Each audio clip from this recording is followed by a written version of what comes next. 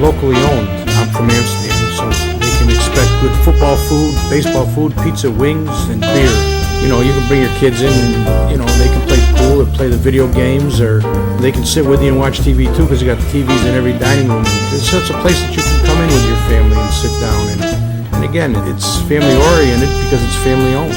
When you walk in here, it's like a TV show, Cheers. Everybody knows your name. And you can expect that from in here because everybody knows everybody else. Sideline Guys back with you at sidelineguys.recordernews.com, brought to you, as always, by our friends at Crystal Ristorante, 72 Lion Street here in Amsterdam.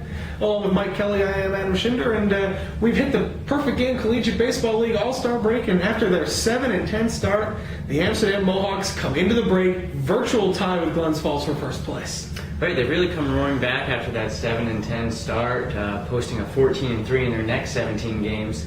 And it's really been, even though it's only been a half season, it's been a tale of two seasons with the hitting.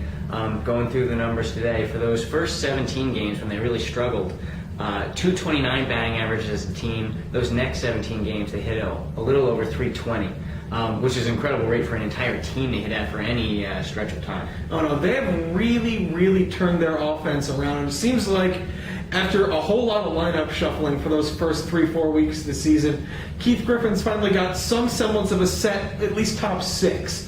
Seems to like to go on a regular day with Andrew Green, Zach Shank, Jude Vadrine, Luke Maley, and then flip-flopping between Parker Moore and Josh Nethaway depending on right-handed, left-handed pitching. Well, I think the thing that has made that lineup work is with Maley inserted into that 4 spot. You know, when you're able to move Nethaway or Moore down 1 with Maley's power in that 4 spot, it really makes into more of a traditional style lineup with some average guys, a little bit more power guys here and there, and it just makes it flow a little bit better for this team. Yeah, Luke Maley's insertion right into the middle of that lineup seemed to be, it coincided pretty much directly with their hot streak, and it seemed to be just what they needed to balance out that lineup. Well, especially just with that first week. I mean, when Luke showed up, this team was not really a happy team to be around. And he shows up, and I mean, that first week was just incredible, hitting home run after home run. And when he wasn't doing that, he'd be hitting doubles. And just really gave this team a jolt of energy. Yeah, and to go along with the hitting, the pitching's been very strong all year. But their starting pitching in the last week or so has been arguably the best it's been all year. 3 straight starts in a row, Wednesday, Thursday, Friday, between Jimmy Dykstra, Mark Leiter Jr., and Brett Housel. Probably the 3 best starts they've gotten all season. Right, well, that was one of those stretches where, I mean, after each game, you know, asking Keith, you know, was this the best that you've seen a starter throw? The one I was most impressed with was Mark Leiter's start, because he was the guy coming into this year that we thought could do this. And then his line on Thursday, 6 innings, no runs, 9 strikeouts.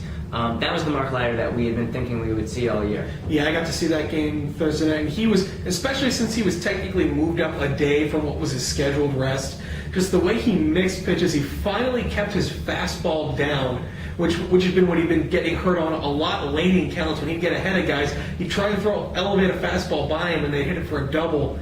This game, he was keeping the fastball down. He was putting guys away with one of the largest arrays of off-speed pitches I've ever seen from a college pitcher. I mean, he'll throw splitters, he'll throw changeups, he'll throw sliders, he'll throw cutters. He will throw anything you ask him to. Well, and I think I was actually talking with him the day after that start, and I was going through with him, you know, what his pitching repertoire was, and he named 6 pitches, but he said in that game, his cutter, he was throwing it so hard that it was behaving more like a slider. He usually doesn't have a slider, but for that game, he did. So for that game, he might have been up to 7 pitches. Yeah, that was exactly what he was telling us after the game on Thursday night. He's like, I was throwing my cutter, but it was kind of a slider sometimes. Well, he was saying he and Luke Maley, who was catching that day, they actually had to rework their game plan a little bit because they didn't want that pitch to be breaking too far out of the strike zone. Yeah. And with Housel's been, since he moved into the starting rotation a couple of weeks into the season, he's maybe been the most consistent starter, along with Jimmy Dykstra, who also threw 7 shutout innings when he didn't really need to because they scored 16 runs Wednesday night in Cooperstown, but still 7 runs on 3 hits, 7 innings, no runs on 3 hits. And when they've got that rotation now lined up, it's really seeming to help them, especially since last night they've given their bullpen a little bit of a rest, which helped because Saturday night the bullpen needed to work a good deal. Chris Barone could only go 2 innings, but nobody was getting out Watertown's Eric Gaylord on Saturday night.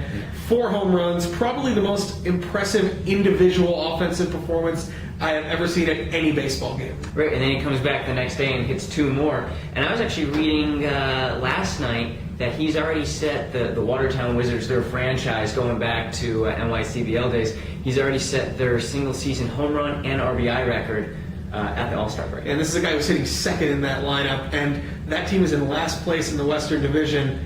But the Mohawks, as the season comes on, as they come out of the All-Star game Monday night in Elmira, 4 pitchers are going to be there: Leiter, Nick Polsinelli, and then both Radford relievers, Derek Brewer and Abram Williams. But they come back 13 games to go in the regular season, and they're playing the bulk of these at home. Right, and I think what's going to be most important for this team going forward is, like you just said, they've kind of got their pitching in order, because for the whole first half of this season, between rainouts and doubleheaders, the rotation wasn't really a rotation in a literal sense. It was, guys, okay, he has enough rest, he can throw here. And hopefully over these next 2 weeks of the season, they can kind of get their pitching in order, have a set rotation of guys that they can be ready for the playoffs. Yeah, it's going to be a very, very interesting thing to see, because Keith Griffin really has legitimately 6 starters left that he's using, and it'll be interesting to see if there's an odd man out, if someone gets moved to the bullpen. Maybe if it's a guy, even though he's pitched very well, if it's a guy like Jack Fisher who throws as hard as anybody on the team, to give them a little velocity later in the game, especially because he mainly features his fastball. Mm-hmm. Well, I mean, they have 6 or 7 starters, and Jack Fisher's a guy who's supposed to be a shortstop. And he's ended up making their past 3 Tuesday starts for the team just throwing fastballs pretty much. So, I mean, it wouldn't be the worst thing in the world to have a flamethrower out of the bullpen. Be very interesting to see how this team goes. They're percentage points behind Glens Falls after Saturday night's loss to Watertown. But they've got plenty left. They've got 2 more games with the Golden Eagles, both at Shuttleworth Park in the last 4 or 5 days of the regular season, playing a heavy, heavy slate of games at home.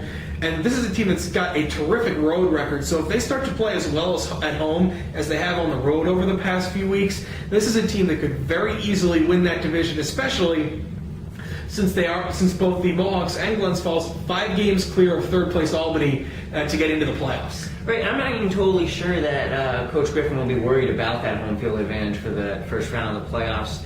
I mean, I think with that 5-game spread between second and third, you're more worried about getting your pitching in order. I'm sure he would like to have the home field in Glens Falls, but I don't know if that's necessarily something that they'll play for. No, if they can get it, it's a bonus. But if they have to play at Eastfield, this is a team that's played at Eastfield plenty of times, and after a couple of tough games out there to start the season, they've played really well their last couple of times out there. And Keith Griffin's never lost a playoff game with the Glens Falls Golden Eagles. He's 4-0 over 2 years. Never lost a playoff game overall, in fact. So if this team gets in, you've got to think they've got a pretty good shot. Yep, yeah. Like I said, I was gonna correct you from the Glens Falls one that he's never lost a playoff game, period. So he's got a pretty good track record there. We'll see that. That's still a good few weeks away. Saratoga season opens Friday. We'll talk a little bit more about that next time. Until then, for Michael, I'm Adam. We're the Sideline Guys. We're brought to you by Crystal Ristorante, and we'll see you next time at SidelineGuys.recordernews.com.